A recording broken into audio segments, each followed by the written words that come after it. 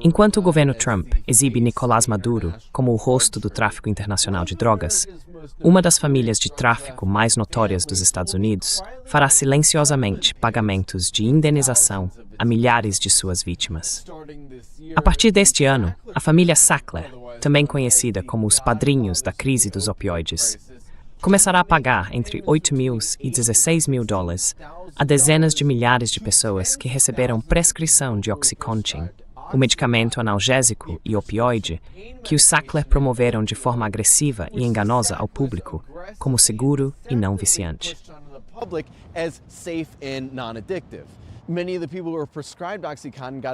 Muitas das pessoas a quem foi receitado Oxycontin ficaram viciadas e recorreram a opioides mais baratos, como heroína e fentanil, o que levou a milhares de mortes por overdose. No total, a crise dos opioides tirou a vida de mais de 900 mil americanos desde 1999.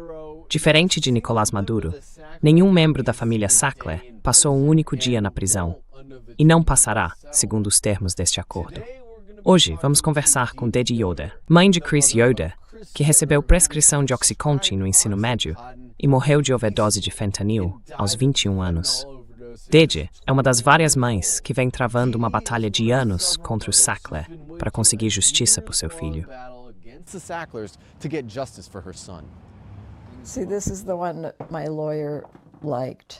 Veja, esta é a foto que meu advogado gostou. Não sei se você precisa de uma iluminação melhor, mas este era o jovem e feliz Chris, se preparando para enfrentar a vida com força. Chris nasceu em 12 de outubro de 1995 e eu era mãe solteira. Ele tinha uma relação um tanto distante com o pai, mas eu fiquei muito feliz em criar o Chris. Ele era uma criança muito feliz, enérgico, ativo e adorava esportes, especialmente snowboard, skate e mountain bike. Quando tinha 13 anos, sofreu um acidente de snowboard e machucou o joelho, precisando passar por uma cirurgia. Depois, justamente quando estava sendo liberado dessa recuperação, teve um ataque agudo de apendicite. Precisou ir ao hospital e retirar o apêndice. Todas essas cirurgias foram seguidas por prescrições de opioides.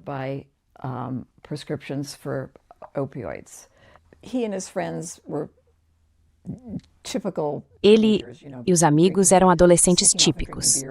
Sabe, às vezes saíam escondidos para beber cerveja ou fumar um pouco de maconha, nada fora do comum. E então o Chris meio que se desviou e começou a procurar drogas muito mais fortes, e os amigos ficaram realmente alarmados e tentaram ajudar. No meio do último ano do ensino médio, recebi uma ligação do orientador escolar dizendo que um dos amigos dele havia contado a um professor que o Chris estava usando heroína. Eu não conseguia acreditar.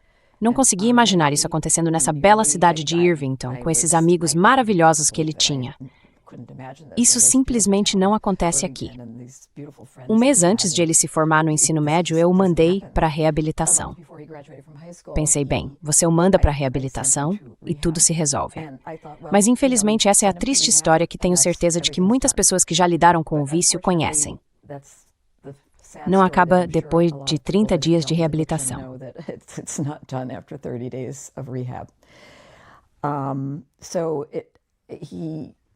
Ele tinha conseguido uma bolsa para Ithaca College e nem chegou a terminar o primeiro semestre. Quero dizer, ele simplesmente desabou. Os 2 anos seguintes foram um tratamento de reabilitação atrás do outro. Ele provavelmente foi para umas 8 clínicas diferentes. E claro, o seguro nunca cobria. Nunca foi coberto pelo seguro. Usei a maior parte do meu dinheiro de aposentadoria tentando ajudar meu filho. Mas o inevitável aconteceu. Eu estava em uma viagem de negócios em Paris, justamente lá, e recebi uma ligação. Eu estava jantando com meu colega quando um detetive ligou. Ele disse, isso sempre me abala. Não há uma maneira fácil de dizer isso, mas seu filho faleceu. Meu filho tinha 21 anos naquela época. Tive que pegar um voo de 9 horas de volta para basicamente enterrar meu filho. Sempre amei essa foto do Chris.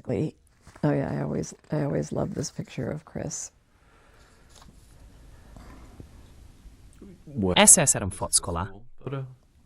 No, this was just. Não, isso foi só. Maybe it was actually. It looks like it might have been. Talvez tenha sido, na verdade. Parece que pode ter sido. There's, É. lots of Tem, sei lá, muitas fotos. Quero dizer, acho que isso é na Flórida, a gente costumava ir muito lá. E aqui ele tá de novo com o menino loiro, o James, um pouco mais velho. Eu espalhei as cinzas dele em vários lugares, algumas no Rio Hudson. Na verdade, dei um pouco das cinzas dele aos amigos no memorial e eles as espalharam nos lugares onde costumavam ficar em Irvington, como lá no bosque e na beira do rio.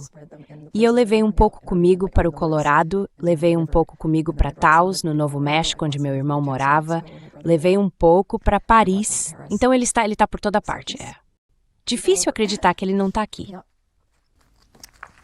But hard to believe he's not here.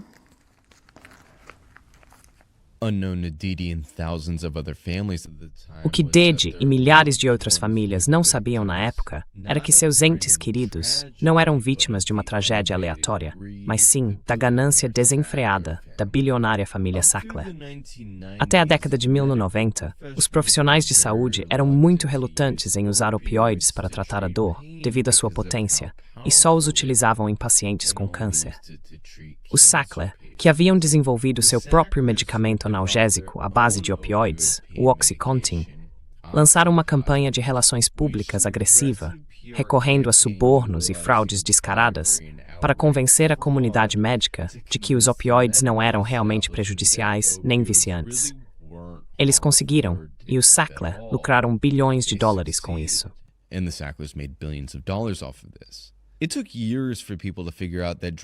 Levou anos para as pessoas perceberem que drogas como o Oxycontin estavam causando dependência de opioides, porque os Sackler usaram enorme poder jurídico e conexões políticas para silenciar seus críticos. Por exemplo, a empresa dos Sackler, a Purdue Pharma, enfrentava investigações federais por fraude já em meados dos anos 2000 que ameaçavam fechá-la. Mas a Purdue contratou o ex-prefeito de Nova York e advogado de Trump, Rudy Giuliani, para defendê-los e, mesmo tendo sido considerada culpada, Giuliani conseguiu negociar um acordo em que a Purdue poderia continuar vendendo o Oxycontin. Os executivos seniores não iriam para a prisão e a empresa ficaria protegida de novas investigações.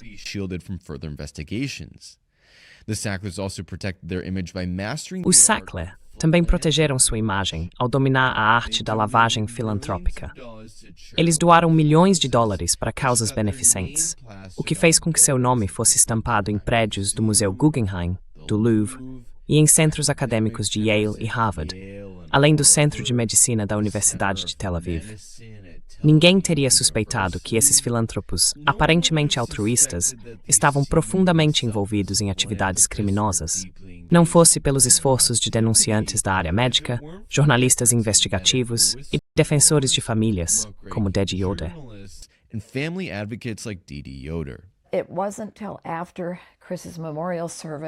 Não foi até depois do serviço memorial de Chris que meu primo me enviou um artigo da The New Yorker sobre o livro Empire of Pain, de Patrick Radden Keefe. Ele contava a história da família Sackler e como eles comercializaram o Oxycontin de forma enganosa, sendo responsabilizados por iniciar e alimentar a epidemia de opioides. Foi nesse momento que tive um despertar. Percebi que meu filho havia sido realmente assassinado. Eu não fazia ideia. Ele não teve a menor chance. Aprendi agora que ele recebia prescrições de Oxycontin para 30 dias. Depois de cerca de 10 dias, você se torna dependente, porque é um medicamento de liberação prolongada. E então, em um ano, ele passou por 3 cirurgias diferentes. Era como se as cartas estivessem empilhadas contra ele. Você pode falar sobre algumas das coisas que os Sackler deturparam ou mentiram para o público? Eles fizeram campanhas inteiras. Criaram organizações sem fins lucrativos dizendo que não estávamos fazendo o suficiente em relação à dor. Quer dizer, acho que também são creditados por criar a escala de dor nos hospitais, sabe, de 1 a 10. Eles literalmente subornaram a FDA para mudar o folheto do Oxycontin, de modo que dissesse que ele podia ser usado continuamente. O cara da FDA, cujo nome era Curtis Wright, acabou indo para a Purdue e depois chupa a gente. after he left the FDA. Not only did they lie about OxyContin, Eles não apenas mentiram sobre o Oxycontin, mas comunicações internas da empresa do Sackler, a Purdue Pharma, mostram que eles conscientemente direcionaram seus esforços a médicos e pacientes sem experiência com opioides, para que os médicos prescrevessem Oxycontin para mais do que apenas dor causada por câncer. Eles chegaram ao ponto de oferecer CDs e brinquedos de pelúcia aos médicos, e acabaram se declarando culpados por pagar propinas ilegalmente. Como você se sente em relação à aprovação desse novo acordo? This new settlement being approved. It's like a hollow victory. É como uma vitória vazia, está decidido. Os Sacklers têm que pagar 6,54 bilhões de dólares. Mas, mais uma vez, durante todo o processo, as vítimas ficaram no fim da fila. Foram a política, o grande dinheiro e os advogados que realmente ficaram com a maior parte do acordo. E também havia essa atitude em relação às vítimas. Tipo, você sabe, são apenas um bando de viciados, que é basicamente o que os Sacklers diziam quando as pessoas começaram a questioná-los sobre o que estavam fazendo. Questioning the Sacklers about what they were doing. the full quote from Richard Sackler's email was, I believe that the media... A citação completa do e-mail de Richard Sackler foi: vi que a PBS disse de 8 a 16. PBS said 8 to 16. Eu vi isso no artigo do New York Times também. Times article also. I mean, Quer dizer, minha reação foi: isso não pode ser real. real. That's Pois é. Yeah, É meio de deixar a cabeça girando. kind of mind-boggling. Yeah. so the Trump administration has Sim. brought drug Então, trafficking, o governo Trump the drug trouxe o crisis tráfico de back drogas, in the ou a news crise das drogas, in a way by de volta às using it notícias, as usando isso como pretexto para lançar alguns desses ataques contra a Venezuela e, é claro, o sequestro do presidente. Mas você acha que esses ataques à Venezuela realmente farão algo para acabar com a crise das drogas? actually do anything to stop the drug crisis? Well, first of all, starting with the fact that he Bem, pardoned antes de the tudo, president começando of pelo fato de que ele perdoou o presidente de Honduras, que iria para a prisão por 45 anos. Acabei de verificar isso. Ele foi responsável por trazer 400 toneladas de cocaína destinadas aos Estados Unidos ao longo de um certo período. E ele foi perdoado pelo presidente Trump. Isso aconteceu ao mesmo tempo em que ele falava sobre a necessidade de parar as drogas que entram nos Estados Unidos. E agora nem ouvimos mais falar disso, porque agora estamos falando sobre petróleo e conseguir o petróleo. Então, não acho que ele se importe, porque o principal... Bem, ele também falou sobre o fentanil que está entrando no país. The fentanyl that's coming into the country, and by the way, fentanyl is what killed my son. You know, he E, wanted to aliás, o fentanil foi o que matou meu filho. Sabe, ele queria impor uma tarifa mais alta sobre o Canadá, mas muito pouco fentanil vem do Canadá.